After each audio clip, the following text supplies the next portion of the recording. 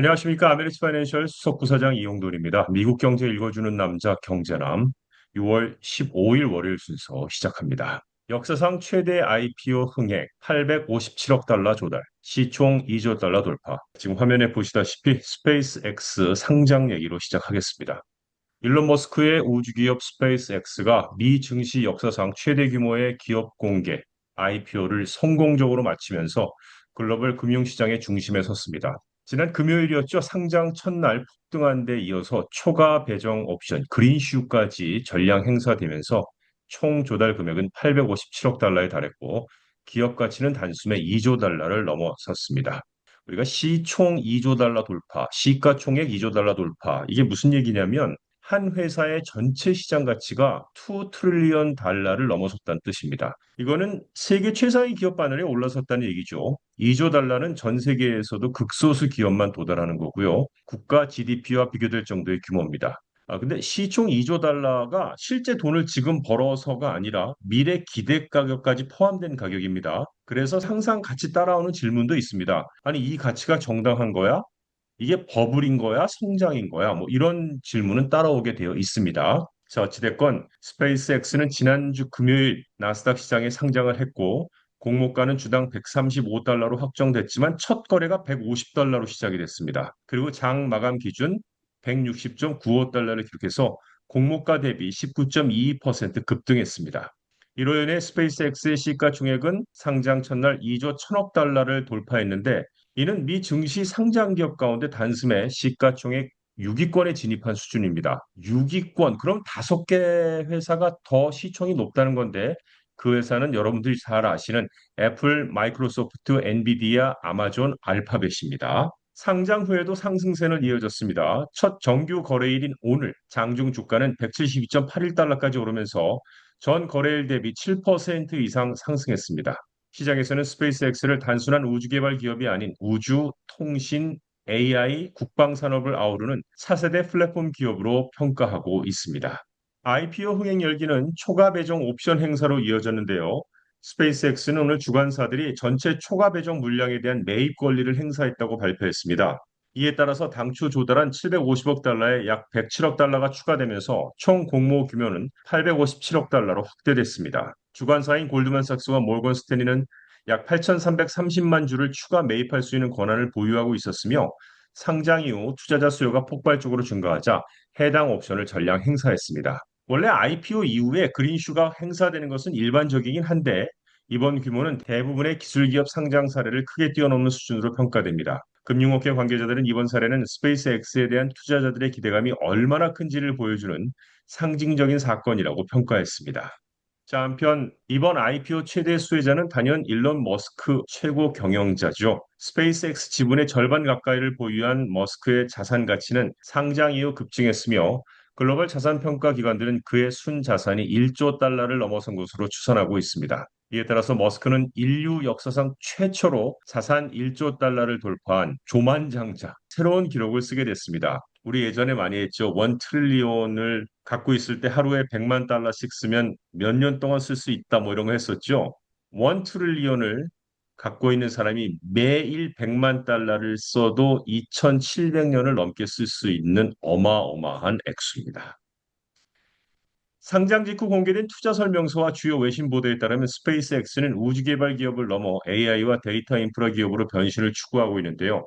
회사는 2027년 말까지 우주 데이터 센터 구축을 위한 시연용 위성을 발사할 계획이고 또한 올해 초 인수한 AI 기업 xAI와 소셜 미디어 플랫폼 X의 시너지를 활용해 2028년부터 우주 공간에 AI 연산 위성을 배치하는 방안을 검토하고 있습니다. 장기적으로는 머스크의 수건 사업인 화성 식민지 건설 프로젝트도 본격화되는데요. 회사는 2035년에서 2040년 사이 화성 이주와 정착을 위한 핵심 인프라 구축에 착수한다는 목표를 제시했습니다. 투자자들은 재사용 로켓 사업, 스타링크 위성 인터넷 서비스, AI 사업, 국방과 정부 계약 사업, 화성 탐사 프로젝트 등을 미래 성장 동력으로 높게 평가하고 있습니다. 하지만 시장의 열광과 별개로 기업 가치에 대한 우려도 적지 않습니다. 이 부분도 여러분께서 잘 알고 계셔야 될 텐데, 스페이스X는 AI 인프라 구축과 대규모 우주 프로젝트에 막대한 자금을 투입하면서 지난해 약 49억 4천만 달러의 손실을 기록했습니다. 누적 적자는 410억 달러를 넘어선 것으로 알려졌습니다. 일부 전문가들은 현재 2조 달러 기업 가치가 실적 대비 지나치게 높다고 지적합니다.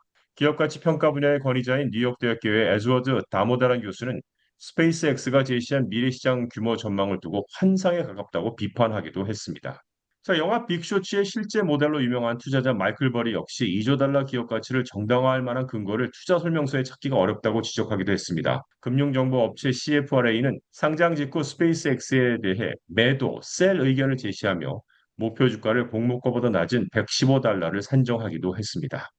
자, 그러나 기대와 우려가 공존하는 역사적 상장인 것만은 틀림없습니다.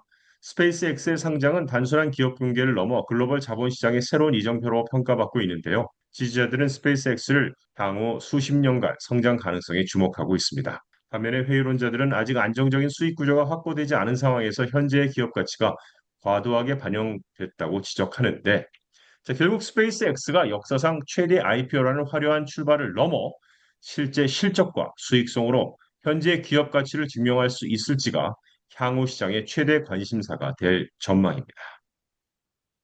자, 오늘의 증시를 좀 보겠습니다. 미 증시는 오늘 트럼프 대통령이 미국과 이란 간 전쟁을 종식시키기 위한 합의가 이루어졌다고 발표한 후 큰 폭으로 상승하며 휴일이 포함된 짧은 거래 주간을 힘차게 시작했습니다.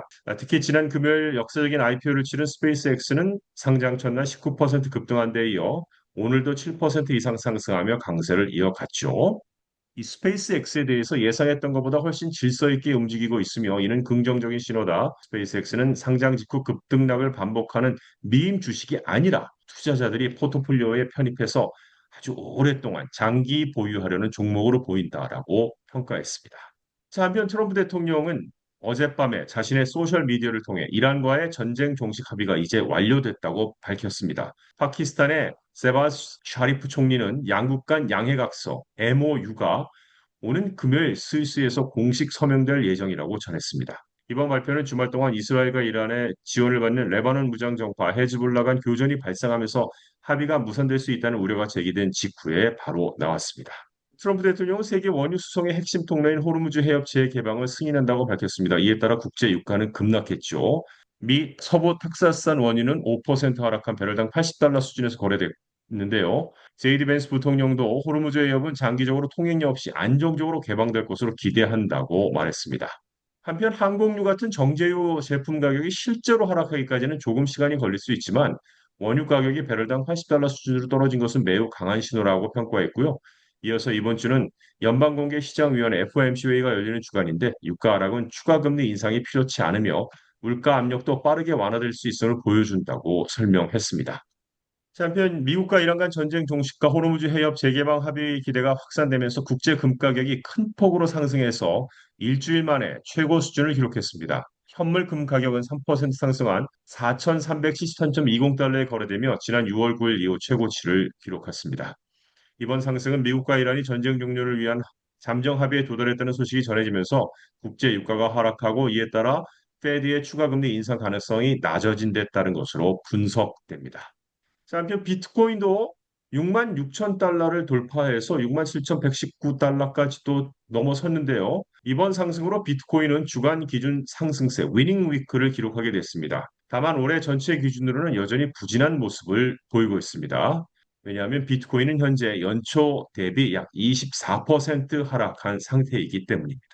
이번 주 휴일로 짧아진 거래 주간인데요. 좀 보겠습니다. 월가가 주목하는 일정을요. 내일입니다. 내일은 Housing Starts 그리고 Building Permits 데이터가 이어지는데 Housing Starts는 주택 착공이라고 보면 되겠죠. 새로운 주택 건설이 실제로 시작되는 건수를 의미합니다. 미 주택 시장과 건설 경기의 현재 상황을 보여주는 대표적인 경기 선행 지표일 것이고요. Building Permits 역시 건축 허가인데 향후에 건설될 주택에 대한 정부가 승인한 건수를 의미합니다. 특히 건설업체들이 앞으로 경기 전망을 어떻게 보고 있는지를 확인할 수 있는 월가에서 굉장히 중요하게 여기는 지표가 될 것이고요. 수요일 날은 카맥스가 실적 발표를 합니다. 미 최대 중고차 판매 업체인데 자동차는 주택 다음으로 큰 소비재이기 때문에 판매가 늘어나면 소비가 강하다는 신호로 해석이 되겠죠. 자, 그리고 5월에 리테일 세일즈가 발표됩니다. 5월 소매 판매죠. 이번 주에 중요한 경제 지표 중에 하나가 될 것인데요. 미 경제는 70%가 소비가 차지하기 때문에 소매 판매는 미 경제의 건강 상태를 보여주는 핵심 지표가 될 것이고, Federal Reserve Decision, 금리 결정, 이번 주 시장의 최대 이벤트입니다. 시장은 현재 금리 동결 가능성을 거의 확실하게 보고 있어요. 투자자들이 주목하는 것은 금리 자체보다 연준의 향후 발언인데, 연내 금리 인하 가능성, 인플레이션 전망, 최근 유가 하락 영향, 경제 성장 전망 등이 핵심 관심사가 될 것입니다. 금요일은 준틴스 연방 공휴일입니다. 그래서 하루 동안 휴장합니다. 뉴욕 증권거래소 나스닥 모두 휴장을 합니다. 이상 미국 경제 읽어주는 남자 경제남을 마칩니다. 좋은 한 주 되십시오. 고맙습니다.